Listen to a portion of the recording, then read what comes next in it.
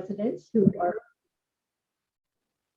good afternoon. I want to warmly welcome everyone to Davenport who are joining us today for a conversation with Parliamentary Secretary Yasir Naqvi, who very kindly has agreed to join me today to talk about some of the questions the Davenport residents have had around the invocation and the revocation of the Emergencies Act. So before I begin, I just want to remind everyone, Yasir, I wanted him to join me for a few reasons. One is because he is the Member of Parliament for the riding of Ottawa Centre, which is where the Ottawa occupation was mainly located. Two, because he's the Parliamentary Secretary to the Minister of Emergency Management. And so the current Minister of Emergency Management is Bill Blair, and very much Bill and Yasir were very much part of just overall helping to try to address the issues and how things were unfolding here in Ottawa. And then the third reason is I asked Yasir to join us because he is a former Attorney General and a former Minister of many things at the provincial level in Ontario. And I knew that he would be able to provide great breadth and details to Davenport residents. So I'm just catching a note here, and I want to make sure that everybody can hear me well, so that which they can, which is good. So warm welcome to you, Yasir. Thank you for joining us. Thank you for being here to answer questions on behalf to Davenport residents. Thanks, Julie. And you didn't mention the fourth reason, which I think is the most important reason, that you and I have been friends for a very long time and have been involved in political activities in our respective communities for some time. You know what? I honestly was going to say that night, and then I just forgot for the vote, but you're right. We are friends. And thank you so much for being here.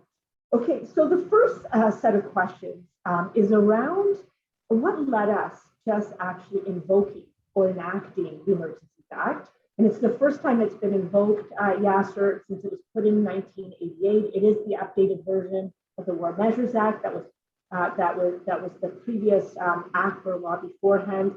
Many people in Davenport were thinking, oh, what steps did you take beforehand? Did we sort of, choose this decision to invoke the act a little bit too quickly? Was this an overreach on our part? So those are some of the questions that Davenport residents have, and I'd love if you could address that. Absolutely, and I will bring my perspective as the local member of Parliament as well, whose community actually was the ground zero for these protests. I hope residents of Davenport who are listening to this conversation will realize, and hopefully if they visited Ottawa, if not, please come visit us, that the House of Commons is located in downtown Ottawa. That's where the Parliamentary precinct is, and the Wellington Street that is just runs in front of the House of Commons is what was completely occupied.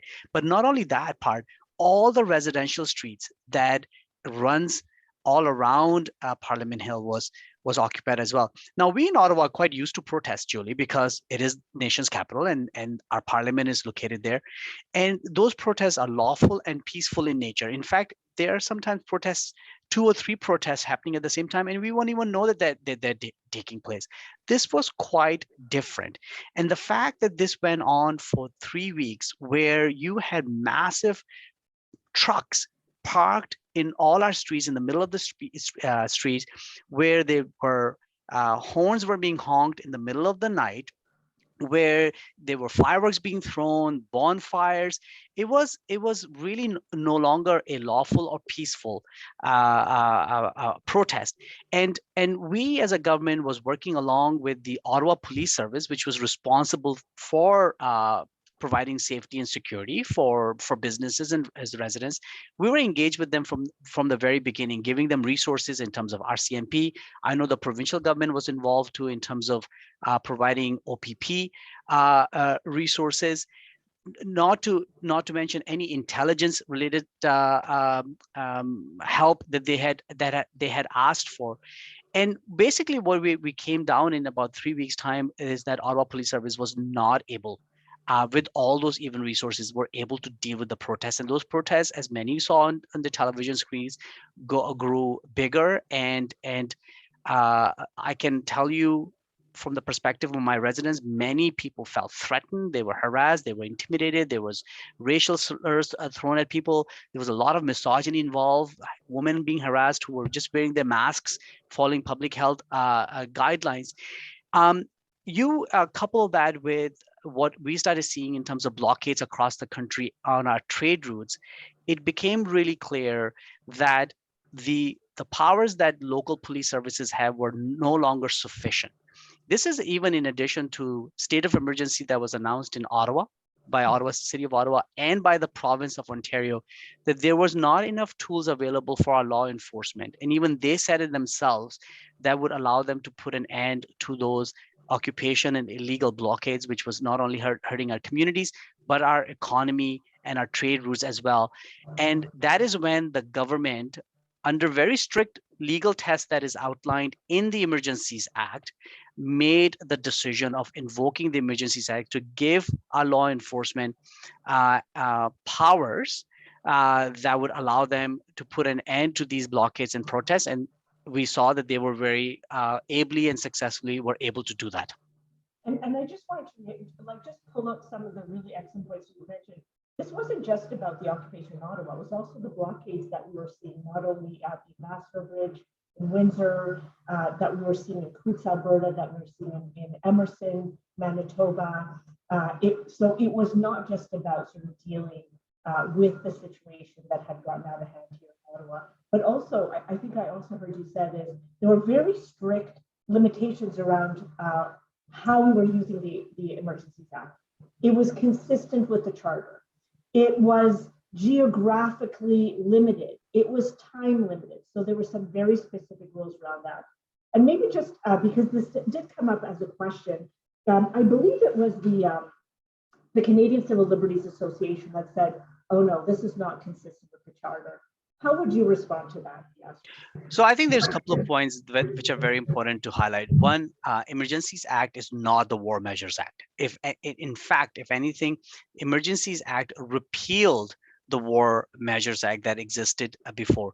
Emergencies Act was brought in late 1980s. In 1988, it has very strict, again, legal parameters as to when a government can invoke the provisions. It allows for it to be time specific. It allows it to be requires that the powers used are proportionate to the crisis at hand, and also allows it to be very geographically specific. So in other words, it doesn't apply to the entire country at the same time. Lastly, it is clearly articulated in the Emergencies Act that the powers that be invoked be compliant with the Charter of Rights and Freedom. So that it's built into the infrastructure. Remember, this act was brought in 1988. So Charter was already in place in Canada at that time. And the legislators, our predecessors, Julie, you and I, who were here at the House of Commons and Senate, were really careful in doing so. So we followed those precise rules in terms of proportionality, time-sensitive nature of it, making sure that anything that has been put into place are charter compliant. And look at some of the specific powers that we gave to our police that allowed them to put an end to these illegal occupations and blockades. Things like defining a geographic area. So in case of downtown Ottawa was the area that was defined as where an occupation was taking place, so the police can move in. Anywhere else in Ottawa, you could do a peaceful protest. At that time, we gave police the power to not require additional police resources from other jurisdictions to be sworn in. So we had RCMP officers, we had OPP officers here in Ottawa, we had officers from Toronto, York, Durham, all different areas, and they were able to be put into their respective duties here on the ground as quickly as possible, as opposed to have another hurdle. Procuring tow trucks is another example to remove these trucks from our residential streets. Again, this legislation, this invocation, this order allowed for us to do that. And very quickly, last one I would want to say is the financial measures around cryptocurrency, around digital money, and to be able for the banks to seize bank accounts of those who were organizing these things, and be able to track any foreign money that was fueling this occupation, was also the kind of powers that were invoked with this emergency order. Thank you. And one of the things that, and we didn't talk about this, so but I know that you'll be able to respond to it. I didn't understand this when it happened. So it was Monday, February 14th, Valentine's Day, that we actually invoked the Emergencies Act, and it went in. I think it went into place right away, even though it was a week before we actually voted on it. Because I think a lot of people said, well, by the time you actually had that vote, a lot of things were already over.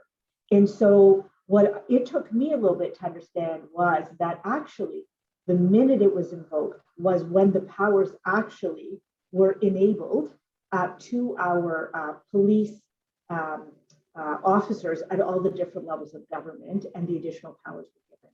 Would you be able to comment on that? Yeah, absolutely. And again, that speaks to the checks and balances that exist in the legislation. And it's, again, very carefully drafted legislation that, yes, the powers come into place as soon as you announce the invocation, but the legislation requires that there be debate in the House of Commons and Senate, and within 7 days of invocation, it has to be voted upon, right? And as we voted on it, and it got approved by MPs, that invocation met the requirement of the legislation. But the accountability does not end there as well. There's another two very important pieces of accountability that is embedded in the legislation that the government is pursuing. One is to have a review by a parliamentary committee. So this will be a committee that will be made up of both MPs and senators that will review the use, the breadth and scope and the use of the legislation, to make sure that it was done within the spirit of the legislation. So that's a very important power that is given to parliamentarians, both MPs and senators, to exercise, and they will report back to House and Senate as to their findings. And number two, the legislation requires that there be an inquiry into circumstances that led to the invocation. Idea being that we should learn lessons from a perspective of as to why even there was a need to invoke this order, and government, because it's required in the legislation, will be conducting an inquiry, which will then give the public much larger understanding of the circumstances that led to the invocation. So there's a fair bit of transparency that's embedded in this legislation. And if I understand correctly, I think we're going to be voting very shortly around the committee. And so once we actually vote, I think it's today that we're going to be voting on that joint parliamentary committee, and that joins the two houses of the House of Commons, of Parliament. And so they have to report within 7 sitting days, which is great. But the inquiry, do we have an idea about when that might be starting, Yasir? I know. Yeah, I was scared that you're going to ask me the question. I can't remember right now, top of my mind, if there is a timeline associated as to the inquiry. I won't be surprised if there is, because there are very strict timelines for other things. But what there is a very clear requirement that there be inquiry be held as to the circumstances that led to the invocation of the Emergencies Act. Okay, perfect. And okay, so the next question I want to have is, a number of people said, well, how come the Prime Minister just didn't go out and talk to the protesters? And maybe if he talked to the protesters and here in Ottawa, everything would have just been resolved. So could you maybe sort of, how would you respond to that? Well, I'll tell you a couple of things. The protest, again, I saw it firsthand here in my community, was quite unusual. The people who organized the protest came with a MOU in their hand, which they publicized and was on their website, which basically said that they wanted a meeting with the Governor General and the Senate to come together and depose the Prime Minister and a duly elected government. Now, we live in a democracy, and we know how democracy works. The way democracy works is that we elect our governments through an election, which, by the way, as both you and I know, because we were just elected, happens 6 months ago. And so people have the right to protest in a peaceful way, but there is no mechanism by which you can ask the Governor General and the Senate to depose a government. And they were talking about in their press conferences that they will form a coalition government with the opposition parties, etc. So it makes it a bit strange for the Prime Minister to sit down. Not to mention the leadership that we knew of this occupation here in Ottawa. These people have very clear, now it's well documented. There was most recently a CBC Fifth State documentary, had very direct links to extremist groups. With some of them are known white nationalists. Again, I don't think the Prime Minister of Canada is going to sit down and speak to people who have extremist views, who may be white nationalists. I mean, this is not how democracy worked. They wanted to hear their views heard. Their views were heard. You and I know there's robust debate that is still taking place on the floor of the House through question period and other means.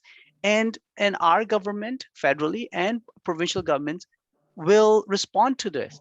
The very last point I will make to this is that a lot of the mandates, for example, some of the people were seeking to revoke those mandates. A lot of those mandates were provincial in nature.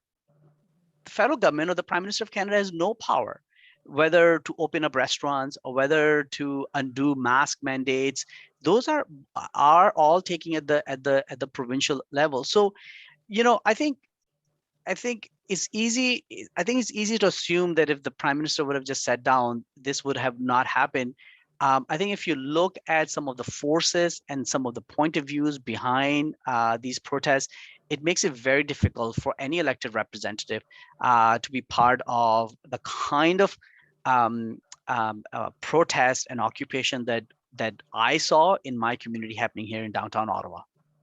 Yeah, and I think one of the other things when we had talked about this earlier, you had sort of said, Julie, the other thing is who do you actually talk to? There were sort of like different divisions and different groups and different leaders sort of within sort of the broader occupation.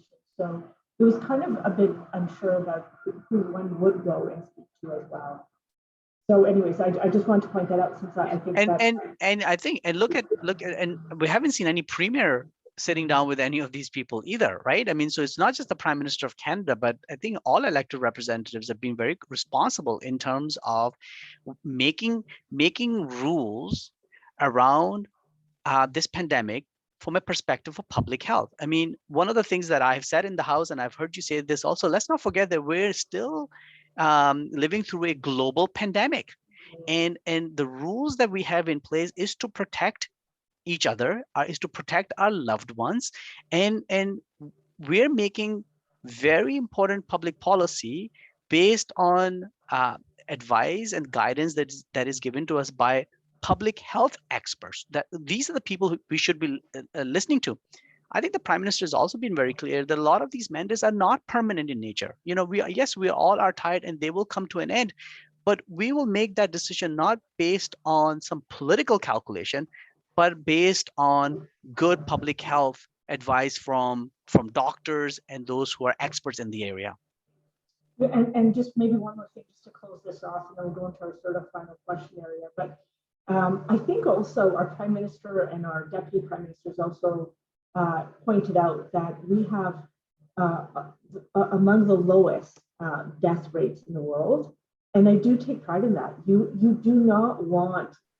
want to limit the impact of this pandemic. Any death, even one death is too much. We've had too many deaths in this country, but because we've been blessed to be able to access vaccinations and boosters, we've been able to protect a good chunk of our society. So we've been able to limit the amount of deaths.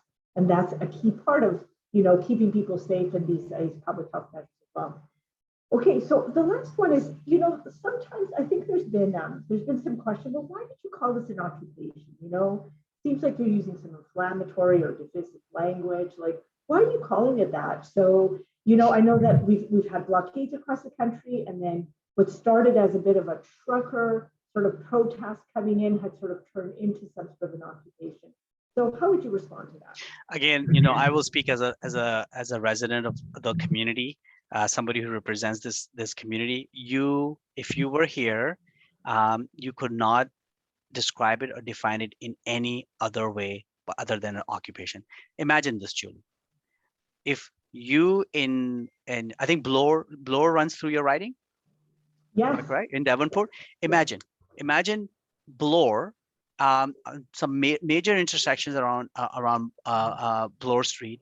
If you had heavy trucks parked in the middle of the road for 3 weeks in a row and spilling all over on residential streets, people pitching up tents and starting to live there, how would you and your community members will define that?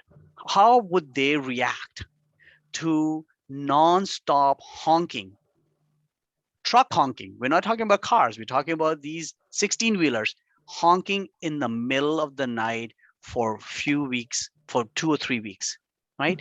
You cannot describe it any other way than an occupation. A protest is when people come in, they protest, right?